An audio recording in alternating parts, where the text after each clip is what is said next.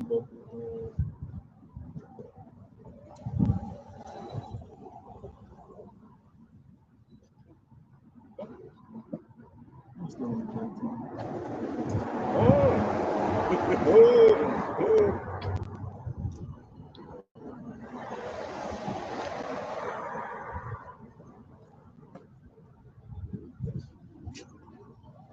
I've been, yeah, I've been reading Mark. I've been going through Mark. Yeah, we're taking it back to the faith. that's your story.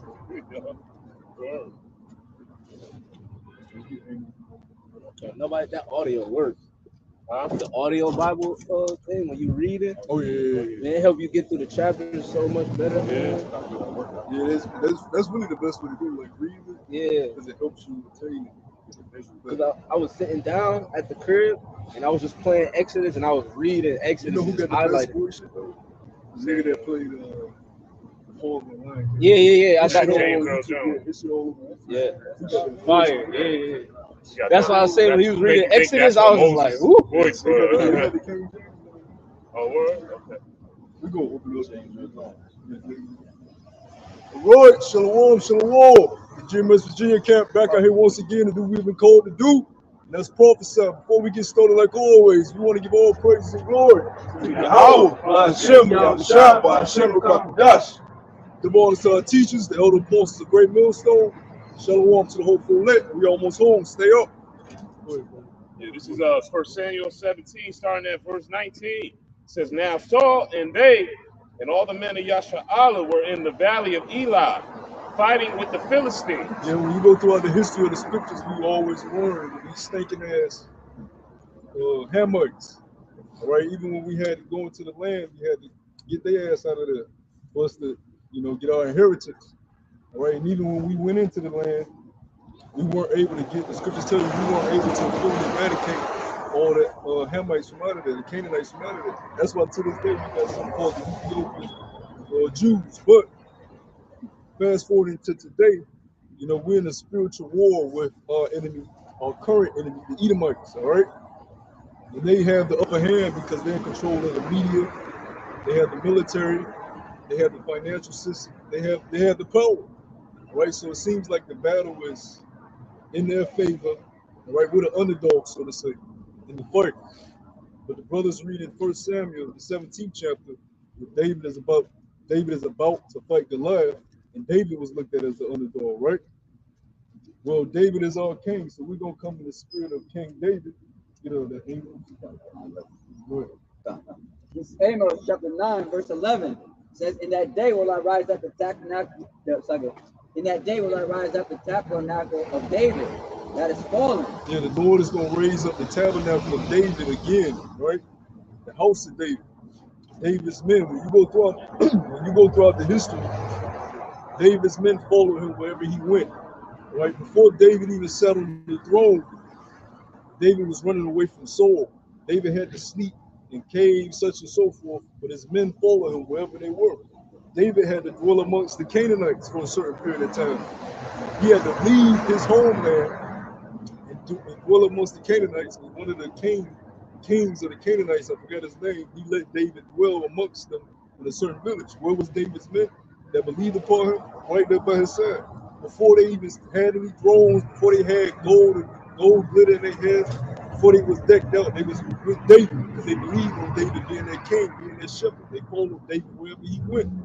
So when David finally got the throne, who do you think he gave him shed his glory with? The men that slept with him in them caves, on them rocks. The men that journeyed with him, and they had to live amongst them stinking ass Canaanites. Because there's a passage where, the king he liked David.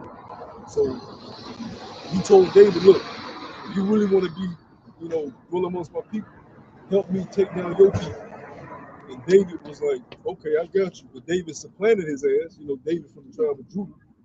David, he acted like he was going to kill, the men of Israel, but he went and killed some laid off Canaanites. And then went back and reported to the king, yeah, I took care of that. So the whole time he was getting his men sharpened, right? While they was killing Canaanites, dwelling with the Canaanites. That's a bad man, right? So by the time the Lord said, okay, Saul is dead, David came up in the power, his men were sharp and ready. That's why when you read the scriptures, one man put 100 to flight, his mighty men, they were well equipped, they were trained, they were rehearsing, right? Just like you see us right now, before David comes back with Yahweh Shai, we're going to be well equipped to sit on them thrones, right? Because we're drinking of that cup. Brother, give me that. We're drinking of the same cup Yahweh Shai drank of. In order for us to reap the benefits that Yahweh Shai is going to reap, we got to be able to suffer the things Yahweh Shai went through. Go through tribulation, go through trials, go through depression, go through ups and downs, highs and lows, be tempted in the flesh, right? So going back to the original point, yeah, the battle looks like it's in the favor of our enemies, but we're coming in the spirit of our King David, right? So let's go back to Samuel. Yeah, verse 20. And David rose up early in the morning and left the sheep with the keeper, and took and went as Jesse had commanded him. And he came to the trench as the host was. Jesse was his father. You can't command your son to do shit nowadays. Your son, you can't command your son. You gotta ask him. Can you do this for me? If you even if you around your son, now the family's so broken up. You know what I'm saying? We falling so far from what our customs and heritage were. Right? Go ahead. God. It says, and as Jesse had commanded him, and he came to the trench as the host was going forth to the fight, and shouted for the battle. For Yasha'Allah and the Philistines had put the battle in array, army against army. And David left his carriage in the hand of the keeper of the carriage and ran into the army and came and saluted his brethren. So David was a young man, and David heard that shit was about to pop off with these funky ass Hamites, these Canaanites. And David said, because David was he always used to tend to the flock. So he left his sheep. He said, "Oh, sheep, big bro, them about to rumble. The elders finna rumble. Let me get down there and help my peeps." Right? And the scriptures tell you David wasn't no shabby looking dude. So even though he was spared looking hard, he wasn't no rich. He got his hands dirty, man. Right? He wasn't scared. That's the spirit you gotta come in. Even though we're fighting a spiritual war now, you can learn a lot from physical war. Right? We ain't gonna do it like how Esau does it. He'll fucking go into a hospital, blow the hospital up in his own land, and then say the enemy did it. Like, this is a cause for us to go and invade them. They blew up one of our hospitals. And then he goes and massacres old grandmas, great grandmas, little newborn babies getting their legs blown off. And they harmed us first. They striked us first. They take out their own people just to go to war. No, we come in the spirit of humility, right? We let our enemy do his thing. Go ahead, do your thing. But we're going to follow the ways that our Lord told us to follow, right? So it may seem like you got the upper hand. It may seem like you're stronger than us in the eye of the corner, in the eye of a short-sighted individual. See, we're far-sighted. We can see the future because we're the prophets. That's our job, to see before, to say things that's going to happen before they come. We're far-sighted and we see your destruction. And the more you keep trying to take over that land, the quicker your destruction is going to happen. But the scriptures tell us in Obadiah, the pride of thine heart hath deceived you. You are a complete fool. Since you entered into that land, it's been chaos over and over. You've been fighting with Hamas. You've been fighting with Hezbollah. And through that time, Hamas and Hezbollah have gotten stronger. They're not the same Hamas and Hezbollah you've been fighting. And not only that, they got big allies backing. So what the fuck you think gonna happen when you get the upper hand on Hamas and then Hezbollah catch your ass off guard and you do some stupid shit, right? And Hezbollah got you in a trap. And now you gotta call on your big bro America to come help you once again. And what's gonna happen after that? Now Russia got to get involved because they got financial interests over there. Now Iran got to get involved because they've been shedding that money that Hezbollah, man. Building Hezbollah's military up. That's a death trap for you, you fucking idiot. You have not been able to get full control of that land since you called yourself an independent state in 1947. At all, you've been having trouble. And now since you're trying to get that stronger grip on it, that's when your downfall is gonna come. Because that's our land. That's our allotted heritage. You have no business bringing claim to that. Like I always say, just because somebody migrates somewhere, moves somewhere, don't make them the people of that land. Jerusalem is a people before it's a place. Right? Go ahead, bro. Who was in that land first? The Ottoman Empire had control of that land. Right? That's why you had a mixture of the Palestinians and a lot of the Ottoman Turks were Edomites too. But they were dwelling in that land. They seized control of it. And then Great Britain came into power because of the Renaissance period. So Great Britain said, fuck out of here. Now we have government control over this land. We can put whoever we want in that land.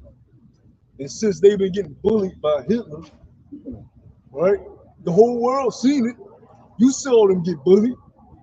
So we got to get them a homeland. So we gonna give them their land because they saying they the right?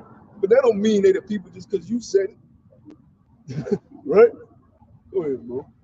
Verse 23. And as he talked with them, behold, there came up the champion, the Philistine of Gath, Goliath by name, out of the armies of the Philistines, and spake according to the same words, and David heard them. And all the men of Yasha. Yeah, tall, Luke Bowl, but he had mass though. He wasn't no skinny kid. He was a big, Luke Bowl motherfucker, taller than the Luke Bowl, and he never lost. It's boxing DeAndre. Yeah, it looked like Deontay Wilder. And Deontay Wilder was like almost 9 feet taller. Probably scary as hell. You know? Go ahead, bro. Verse 24. And all the men of Yasha, when they saw the man, fled from him and were sore afraid. Yeah, so a lot of our men of our nation are all afraid to step up and scream against Esau, his king. That's why you don't see a lot of men out here doing this. Because really it boils down to fear. It boils down to y'all wanting to keep a good image in this world. But you niggas, your image is fake.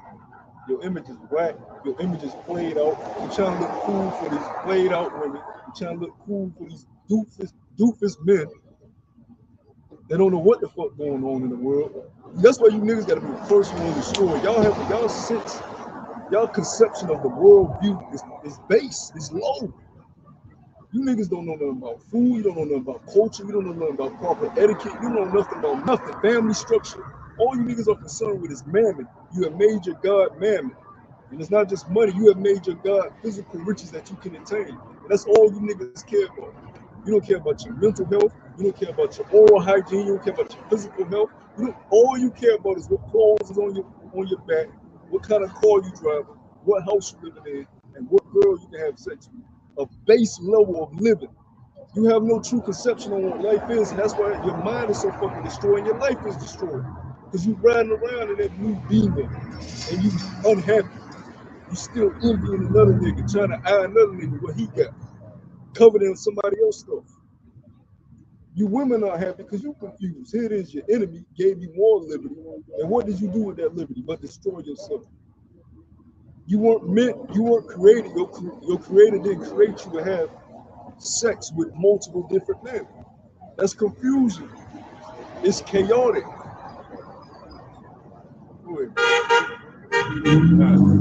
And the men of Yasha said, have ye seen this man that is come up? Surely to defy Israel is he come up. And it shall be that the man who killeth him, the king will enrich him with great riches, and will give him his daughter, and make his father's house free in Yasha. And David spoke to the men that stood by him, saying, what shall be done to the man that killeth this Philistine, and taketh away the reproach from Yasha? For who is the uncircumcised Philistine that he should defy the armies of the living power? Yeah, so David pumped the shit at him. He didn't even show him no regard. He didn't say, oh, this is the mighty Goliath. He said, who is this uncircumcised Eve? That's right. This uncircumcised Canaanite that has the audacity to think he can fight against the Most High's chosen nation. So that's how we look at you, Eve. You ain't nothing but a hairy caveman that's been propped in the seat. All right, they gave you some Gillette shaving cream, gave you a suit and tie, and you think you the prince of the world. Is this the man? had the brother, you know. Yeah.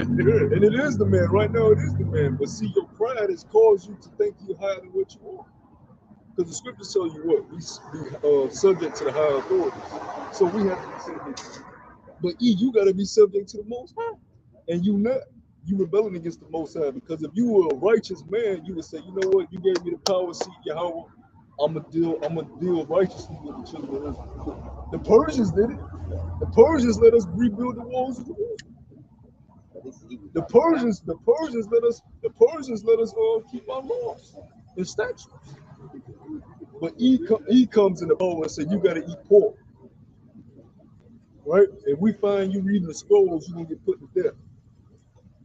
He comes in the power and say, no, you can't circumcise yourselves no more. You have shown yourself to be a complete devil on the planet Earth. That's why Ishmael is up in the rage on your head. Everybody calling you out. Your own people calling you out. Telling you get the fuck out and stop what you're doing over there. Stop bombing them. There's no need for that.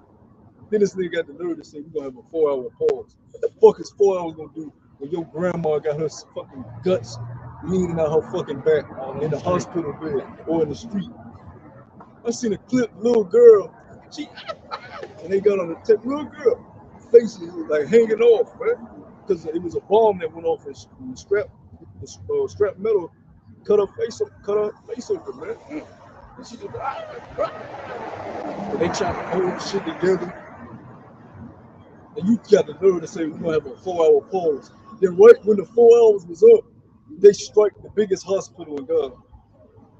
So this is not cooling down. But see, we need this to happen. We need his pride to keep rising and rising because he think he's gonna win it all. He wants it all, right? And we know who's behind it. The same people that was behind World War I and World War II.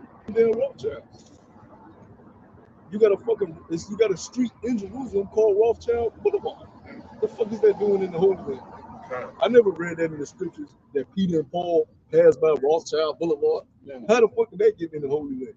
So we know who's truly behind it, but see, the Lord got y'all in the death trap.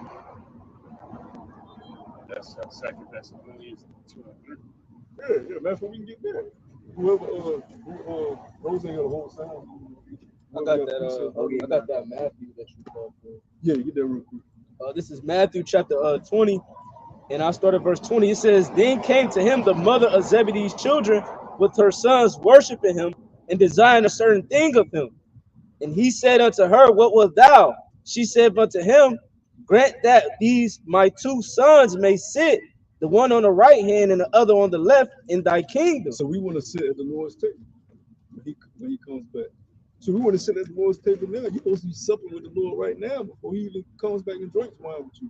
You're supposed to sup with the Lord now. Yeah. You don't wait till the Lord come back to then sit at the table. You gotta have that spiritual envisionment, man. Just like we always bring up the example in the old Peter Pan movie with Rufio and the Lost Boys, they were eating. But Peter got old and he couldn't see the food in the bowls. But the Lost Boys, they were like, Peter, you gotta believe, Peter. Yeah. You lost your faith, Peter. You gotta believe. Right? And Peter started believing and he started seeing all turkeys and all types of desserts. Yeah. They was like, you doing it, Peter. You gotta envision this now. You gotta envision the Lord supping with you. When you open these scriptures up, you open these scrolls, you have to know that this was written by your actual blood relatives, forefathers that went through hell and high water to get this to you. Some of them prescribed some of these writings in caves, prison. They went through hell and high water to make sure we had these scrolls today. King James, a man that understood where he came from. When he had power up in England, he said, look, I gotta get some guys together and then get them to translate this properly and compile these ancient scrolls that I found so that my brethren will have this. Because this is about us. The Lord put the spirit on man for us to have this today. Right? Go ahead. Like we went into, this is our family heirloom. You got to look at it like that. This is your family heirloom. This is your prized possession within our household that has been passed down through our generation. And when you open it, it got powers just spilling out of it. You know? And it's beautiful that, you think about that you share the same blood as our forefathers, Abraham, Isaac, and Jacob, man, King David, those great men that came before us, man. You think about the 12 apostles, all right, think about the 5,000 believers, you think about Peter, you think about all these great men and the things that they did, to serve Yahweh Shem Shah, dying that martyr death, they were part of something big, man. So here we are entering into those things, all right, asking the Lord that, hey, look, we want to sit on the right hand with you and on the left, man. We want to be in rulership with you, man. We want to be joint heirs, man.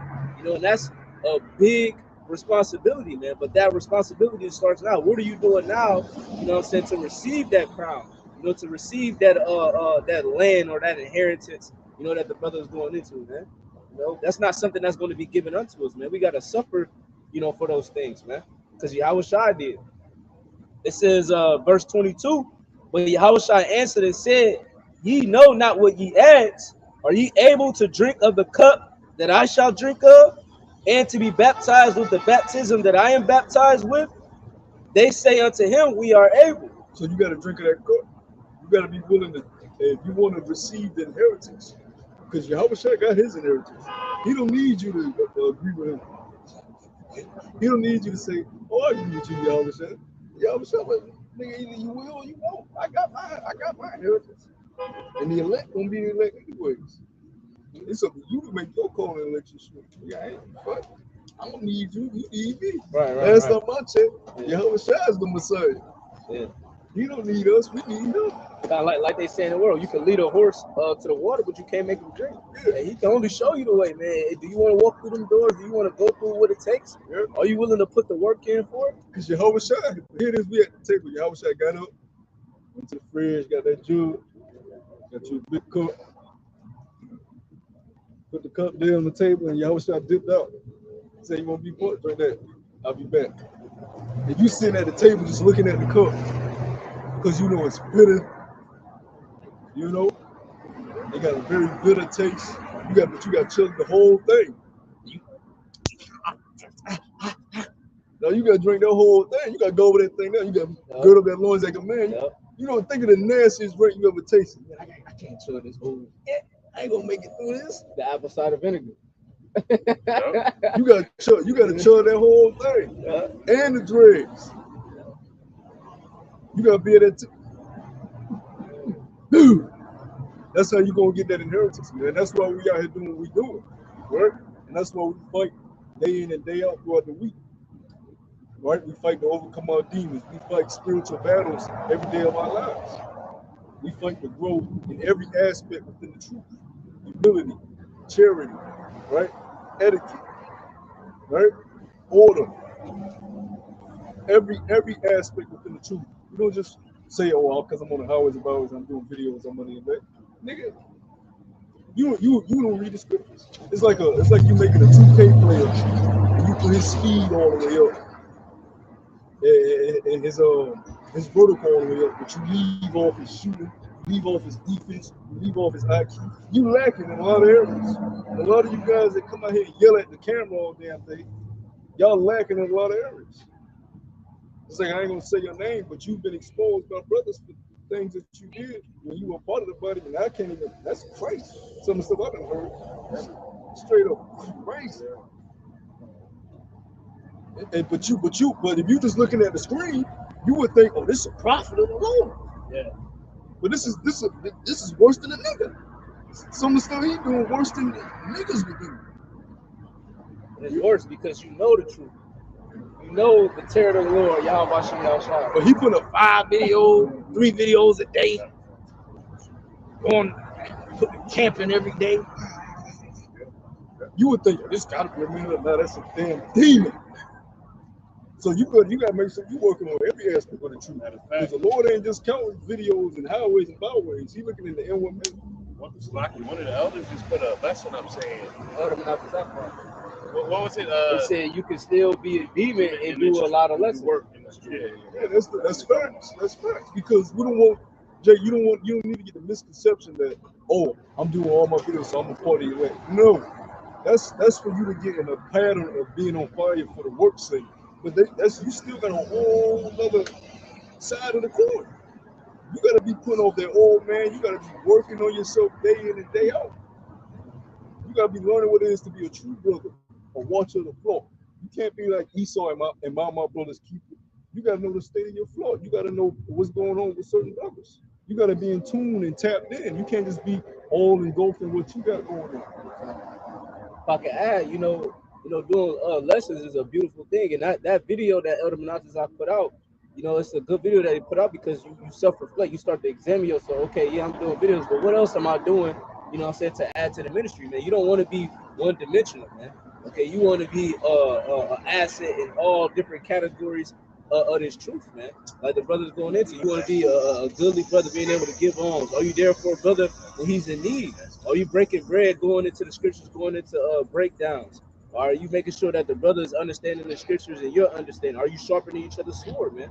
Okay, are you guys preparing for battle? Because we're in this spiritual war right now, but it's about to get physical. Because we already know what he is bringing, man. We know that he's coming with great wrath, man. Yeah, if you around bros, because when you first come in, you're gonna be nervous because you're around different individuals, different personalities, so you may try to do the most. Whatever. We've been around brothers, it's like that, but you gotta learn. You ain't always gotta. It ain't always about you. Just sometimes play the back role. Hear what other brothers gotta say. Let other brothers get their piece. Because brothers are observant too. They might not say much, but brothers are always observant. That's part of working on yourself. How do you interact amongst brothers? And that's what a lot of guys don't like to be in camps because they're not able to interact properly amongst other men. They get out of character amongst other men. They got to get hella drunk to be amongst brothers. And then they get out of character. They don't know their role. Now you showing your ass. Mm-hmm. Well, now you spotted that. That's a blemish. That's something you need to work on. If you look 5 years, you've been in the truth and you still doing the same shit, you ain't worked on that. Which shows you ain't a man of the Lord, because you ain't working on yourself. You just put on a garment, going through the motions. Scriptures say that 144, they weren't found with blemishes. Why? Because the Lord seen the work that they put in to put off those blemishes. He helped them wipe it clean. All right, y'all, you gave the diligence to work on yourself. I'm gonna completely wipe it clean now. It's impossible. You got to bring that out. It's impossible without Yahweh's mercy. You can do all the work in the world, but it's a gift of mercy and grace from Yahweh that you'll be able to wipe the slate clean. I had a definition real quick, but I was gonna show if I made it. It's the word stagnant, and it says showing no activity. It says dull and sluggish, and also says having no current or flow, and often having an unpleasant smell or consequence. So going into what you was going into, man. Hey, when you come into this truth, you don't want to be stagnant. You want to constantly be growing. You don't want to sit in one place or being comfortable, man. You should never be comfortable with yourself in this truth, man. Okay, you always want to strive to be better, man. And like the scripture says in St. John 7:38, he that believe on me, as the scripture has said, his belly shall flow with living water, man. What does living water do? It's constantly moving. You can't keep up with living water. So you should always be growing, man. You should always find time in this truth to grow, whether that be in the Hebrew, the Lashon Kodash, okay, praying more to Yahweh Bashim Yahshai, fasting, what I'm saying, doing the work, getting amongst brothers, fellowship, whatever it is that you need to do, man. Okay, because we don't have a lot of time, man. Time is running out. That grace period is getting ready to end. We see they taking down brothers' videos, man. It's gonna be a famine of the world soon, man. So you gotta be cognizant of the times that you're in and what manner of person you ought to be. Yeah, because a lot of men go when there ain't no more videos. How are you gonna be now that the camera ain't on? A lot of men are gonna forsake their integrity to survive out here. Forsake the morals that they were supposed to learn. Knowledge and wisdom shall be the stability of their times. The wisdom that you were supposed to attain and consume A lot of people gonna forsake that. They're gonna throw it up and go back to the world, you know, and then suck up the worldly vomit that they threw up prior. Another thing, you know, when the Wi-Fi crashes, man, that's why the elders always going to take notes, man. When you read and take notes, highlight whatever the case, because when the Wi-Fi shut down, that means all the video, everything is gone. So you're gonna have to go off of what you learned, man. That means your notes, everything, man. You know, so you're gonna have to go back to that to make sure you keep that the scriptures downloaded in you, man. That's why I keep a lot of old books. Like when I first came in, I bought the real big Strong's coordinates. Yeah. They be like, man, just go online. We ain't always gonna have the internet. You know, now, you know, low as well, I'll be in a position where I can have them books, but you know, because you never know. So that's why it's always good to, you know, prepare yourself, you know what I'm saying, for the times that we may come in, man. And another thing, you know, me, I get comfortable, you know, using my phone to look up scriptures and stuff like that. But if you can't maneuver through the actual book and get to those scriptures, man, how is that going to help you? You know, that's why it's important to go into your physical. Yeah, man. I mean, the Lord show with you in a different way. Yeah. It's different, hit different. Yeah. You put it's like you don't go on the extra mile. Ain't nothing wrong with your phone and your tablets or whatever. But if you got your sword, like a lot of times when we call them precepts, well, I'm thinking of something, I might look at my phone, find it, but no, I'm going to it and read it from the actual scroll, man. Yep. You know. Let me see. I think I had a little bit more on that. I'm gonna just finish this out. This is Matthew 20 and verse 23, and it says, "And he said unto them, Ye shall drink indeed of my cup, and be baptized with the baptism that I am baptized with. But to sit on my right hand, on my left, it is not mine to give, but it shall be given to them for whom it is prepared of my Father." Man, what's some of the ingredients in that cup? What's some of the ingredients? Oh yeah, suffering, man, afflictions, hardships. Okay, the bittersweet, man. You know, like the scripture say, it was sweet in my mouth as honey. You know, but as it continued to went down, it was bitter, man. You know, so a lot of things that you may encounter in this truth, man, it ain't always going to be sweet, man. It's going to be hard. Yeah, deprivation is in that cup. You're being deprived of things that you want or desire. Humiliation is in that cup. You're going to have to go through being humiliated for the word's sake. A lot of things that you don't desire is in that cup. That's why it's bitter. Which a lot of these congregations don't teach their people about the bitterness. They don't have them. They don't even talk about them drinking the cup. That's not even a part of the ministry. So that's why they got kids and women up in the schools. They don't got to drink in no cup. You were watching a video with IUIC and they going into the, you know, the little war that's going up. And the guy like, hasten it. They need to hasten this shit. You didn't know what you were asking for. Y'all don't even teach the mark of the beast. What the fuck is you talking about hasten? You have no understanding of what's going on. If you truly knew what was going on, your ass would flee from the school and probably go back into the water.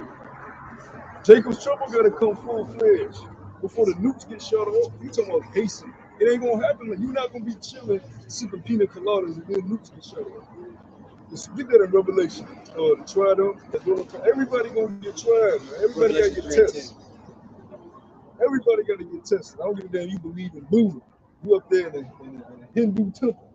I don't give a damn where you at. You a monk. You gonna get tested.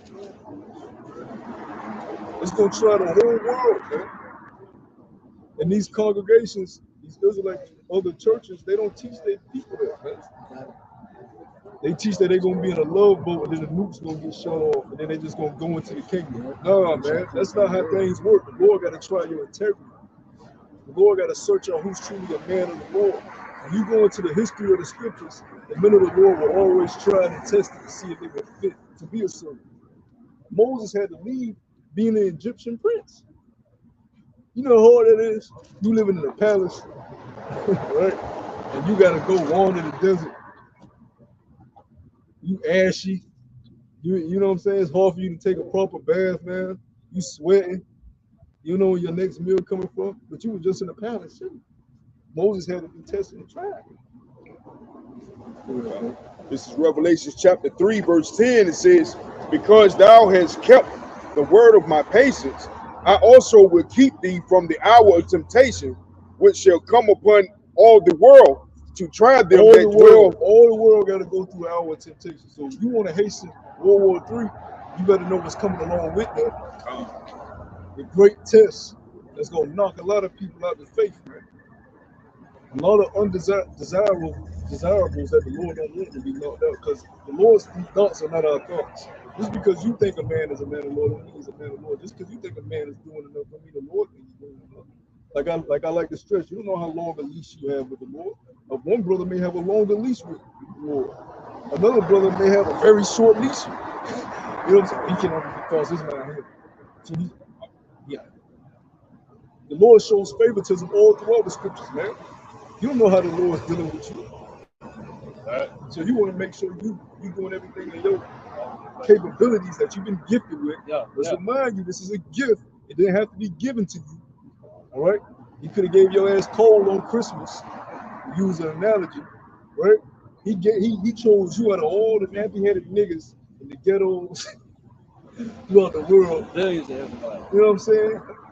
All these little nappy-headed, Kool-Aid drinking, pickpocketing, rob their own neighbor nigglets, right? Hamburger helper eating niggas. What? A drill music listening. Drill music, pill pumping, lean, don't know how to make lean properly, drinking niggas. Fentanyl sniffing. Want to be Nino Brown and fucking Martin Luther King in the same, you know what I'm saying? He chose you out of all these niggas to give you the truth. So what are you gonna do with it? You better handle it properly, because now he gonna look at you with disgust if you don't. They're like, oh wow, that's how you gonna treat. Oh, okay. That's what we do. That's what we do. All right. Okay. Bring a death angel his way. The Lord can torment you, man. The Lord can have your ass burn alive. Lord can have your ass burn alive and survive. And you be like that bitch, and her face fucking gone. One day I was here, the next day I ain't. You know? Lord could be talking to the angel. You know what I want. Go ahead, handle that. It's judgment going forth throughout the earth, day in and day out. People getting fucked up out here. Hope no. I was watching a clip the other day. I don't know how these niggas able to record in prison, but they poking this. Yeah, they got self-seizures. You know how you could just see like the spirit is leaving him in his eyes. It's like he's there, he's not there. And they yelling shit at him, but you can see he's not coherent. It's like he got a look of fear and a look of, nigga, I'm almost out of here. And they just keep. It's crazy. You see the video? It's crazy. Did you see the video? Out of Chicago, where they were in the hotel room? Oh, check it out, man. These niggas is really demon. So the one dude, he comes out, he's hopping on one foot because he got shot in the foot. You seen it, right? Yeah. So he's hopping, he falls to the ground. The dude come out behind him and pops at him. I don't know if he hit him. So the dude crawls into the next hotel room.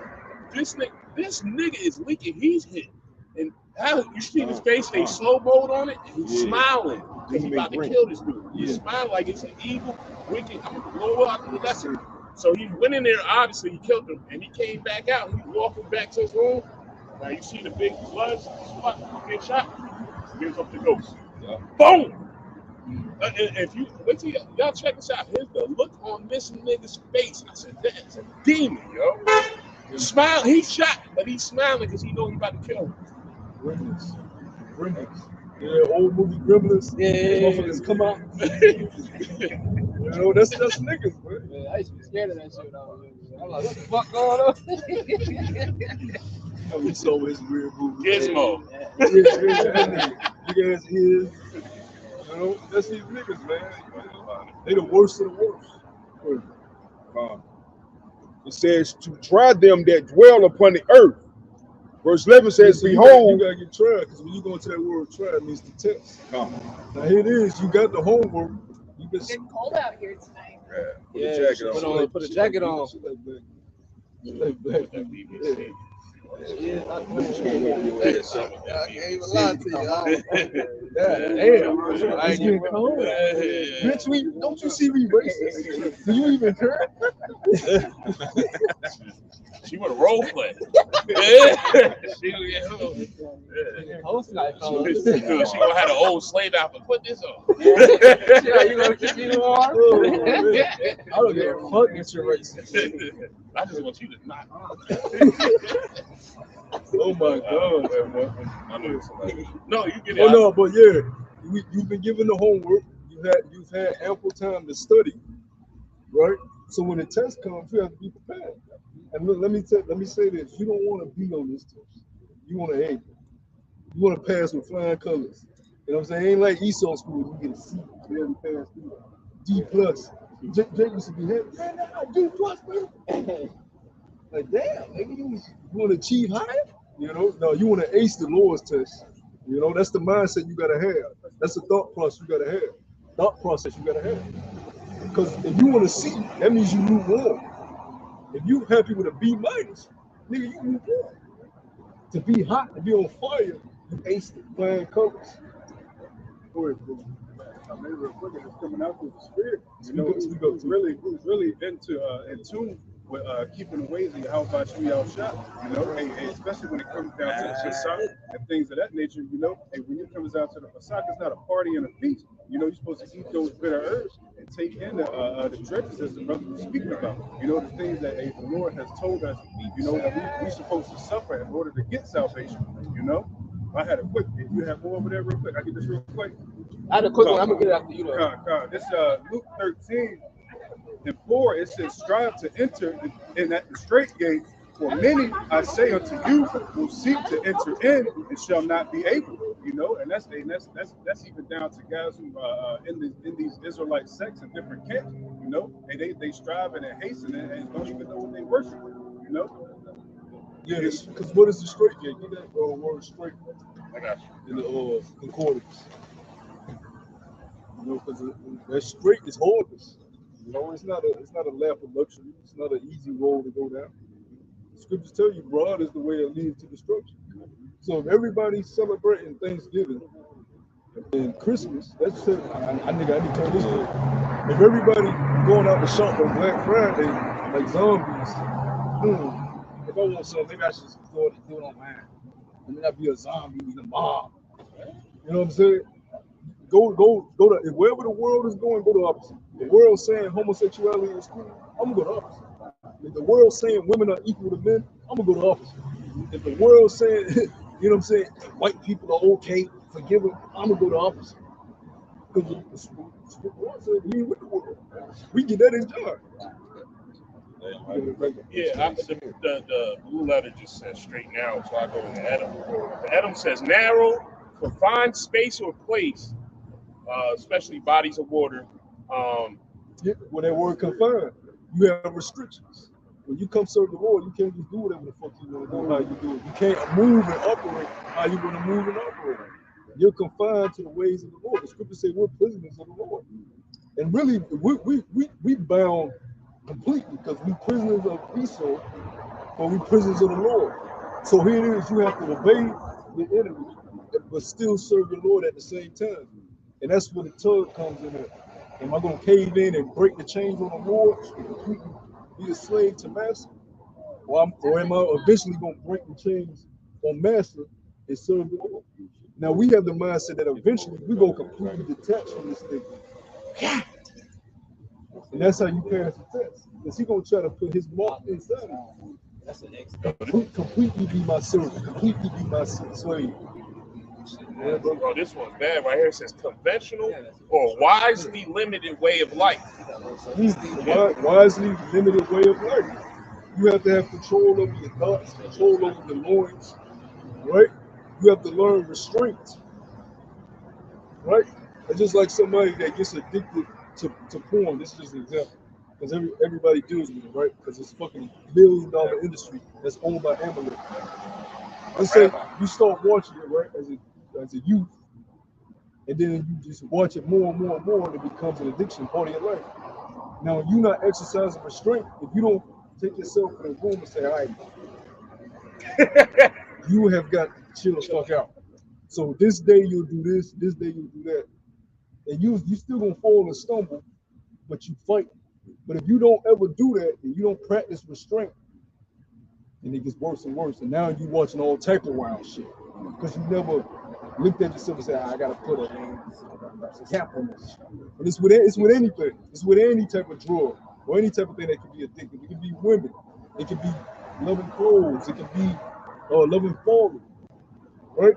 You gotta put a cap, you gotta learn restraint. An unself-controlled person is an enemy to